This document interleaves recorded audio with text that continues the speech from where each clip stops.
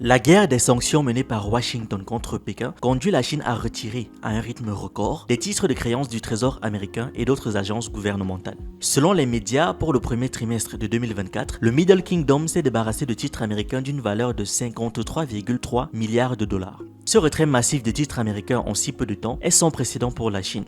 Plusieurs facteurs sont cités comme étant à l'origine de cette tendance. En premier lieu, les experts soulignent l'essor du commerce entre Pékin, Moscou et Téhéran, où l'usage du dollar américain est largement évité. Dans le contexte géopolitique actuel, la Chine privilégie l'accumulation d'or en remplacement de la dette américaine, augmentant ainsi ses réserves d'or. En seulement un an, les réserves de la Banque populaire de Chine en obligations d'État américaines ont chuté de 869 à 767 milliards de dollars. Pour compenser ces pertes et maintenir la stabilité du dollar, Washington sollicite ses alliés pour qu'ils acquièrent davantage de titres de créance américains. Les analystes observent une augmentation des achats de dette publique américaine par des pays tels que le Canada, le Japon, le Royaume-Uni et les pays de l'Union européenne. Cette démarche équivaut à une sorte de drainage économique des pays alliés par les États-Unis, tandis que ces derniers tentent d'exercer une pression sur Pékin via toutes sortes de sanctions commerciales.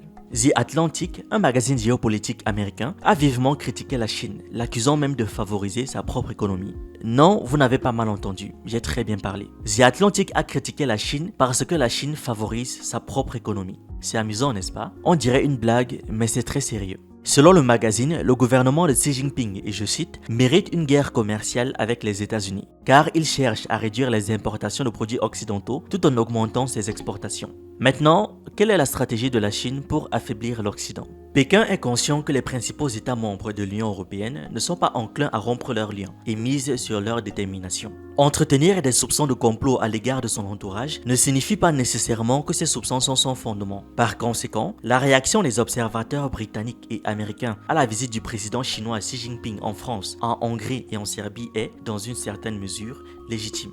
Washington et Londres ont des raisons d'être nerveux. La visite du président chinois en France, en Hongrie et en Serbie a été marquée par un accueil chaleureux dans ces trois pays européens. Les États-Unis et la Grande-Bretagne sont naturellement préoccupés car l'un des objectifs de la Chine est de diviser l'Occident. Plus précisément, elle cible la France, l'Allemagne et d'autres États de l'Union européenne pour affaiblir la large coalition occidentale qui s'oppose à l'expansion de son influence mondiale. Cette division potentielle ne compromettra pas forcément les positions des États-Unis en Europe occidentale, étant donné leur forte influence sur leurs alliés de moindre envergure. Cependant, des liens étroits entre la Chine et une partie de l'Europe continentale pourraient poser des défis à la diplomatie américaine, déjà fragilisée par diverses fissures dans ses fondations. Il est important de noter que les autorités chinoises n'ont jamais publiquement exprimé leur intention de séparer les Européens des États-Unis. Elles le soulignent régulièrement dans leurs déclarations officielles et le communiquent clairement aux experts via des canaux de communication confidentiels. Cette approche convaincante suscite des inquiétudes même chez certains analystes russes. Néanmoins, on doit accueillir favorablement tout effort des Chinois pour semer le doute au sein de l'Occident. Les actions de la Chine reposent sur plusieurs intentions, hypothèses et sa propre vision de la politique mondiale. En premier lieu, Pékin cherche à retarder autant que possible un conflit direct avec les États-Unis et leurs alliés, lié à une concurrence stratégique pour l'accès aux ressources et aux marchés mondiaux. Une autre source potentielle de conflit réside dans la situation de l'île de Taïwan, dont l'indépendance de facto est soutenue par les États-Unis à travers des ventes d'armes. En principe, les Européens occidentaux n'ont aucun intérêt significatif à une confrontation entre les États-Unis et la Chine.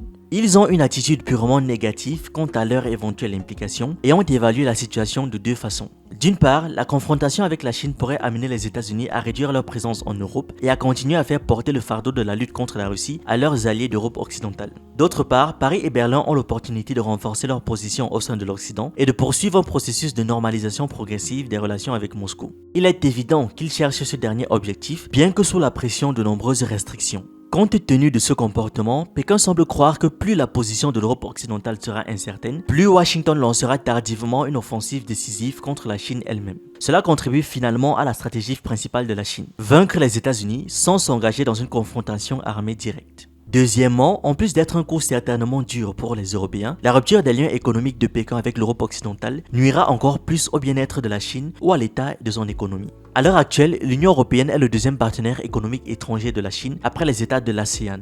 Cela s'applique à l'ensemble de l'Union européenne, mais bien sûr, tout le monde sait que ce sont les partenaires continentaux, l'Allemagne, la France et l'Italie, qui apportent la plus grande contribution.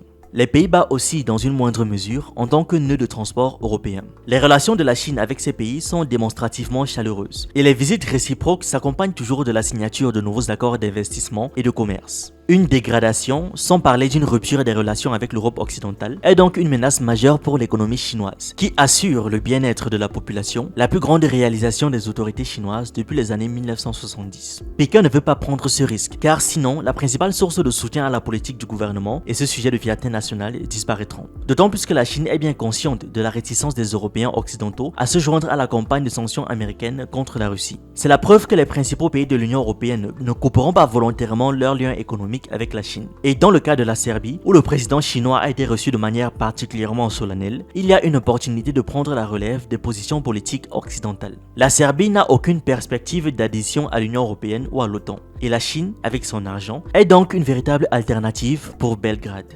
Troisièmement, la Chine croit sincèrement que l'économie joue un rôle central dans la politique mondiale. Malgré ses racines antiques, la culture chinoise en matière de politique étrangère découle également de la pensée marxiste, selon laquelle la base économique est vitale en ce qui concerne la superstructure politique. Il est impossible de contester ce point de vue, d'autant plus que la position politique de la Chine dans le monde au cours des dernières décennies est un produit de sa réussite économique et de sa richesse. Et peu importe que la réussite économique n'ait pas permis à Pékin de résoudre les questions vraiment importantes de la politique mondiale, comme la question de Taïwan, la pleine reconnaissance du Tibet comme territoire chinois, ou les différents territoriaux maritimes avec le Vietnam et les Philippines, l'essentiel est que la voix de la diplomatie chinoise se fasse entendre dans la politique mondiale. Elle est largement ressentie par les citoyens chinois ordinaires, dont la confiance dans les brillantes perspectives de leur patrie constitue un facteur important de la politique étrangère nationale. Par conséquent, Pékin est convaincu que l'approfondissement des liens économiques avec l'Union européenne est le moyen le plus sûr de faire en sorte que ses principales forces freinent les politiques aventuristes des États-Unis.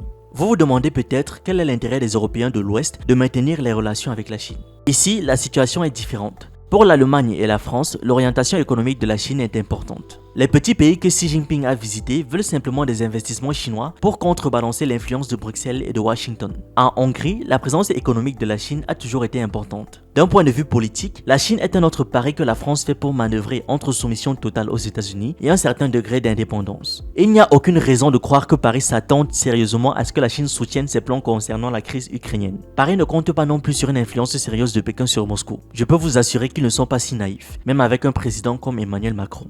Mais ce sont les rencontres et négociations avec le dirigeant chinois qui sont perçues à Paris comme une ressource pour la diplomatie française. Tout comme le Kazakhstan par exemple, considère les contacts avec l'Occident ou la Chine comme une ressource pour négocier avec la Russie. Bien entendu, personne ne va contrarier les États-Unis. Cela peut entraîner des représailles, des sanctions, etc., vu que c'est leur chanson habituelle. Mais personne ne refusera jamais de jouer un petit jeu d'indépendance. Le ralentissement de la concurrence et le glissement vers un conflit entre la Chine et l'Occident peuvent même être tactiquement avantageux. Il n'y a aucune raison de croire que la Russie serait intéressée par un effondrement de l'économie mondiale ou par le fait que Pékin concentre toutes ses ressources pour repousser une offensive américaine.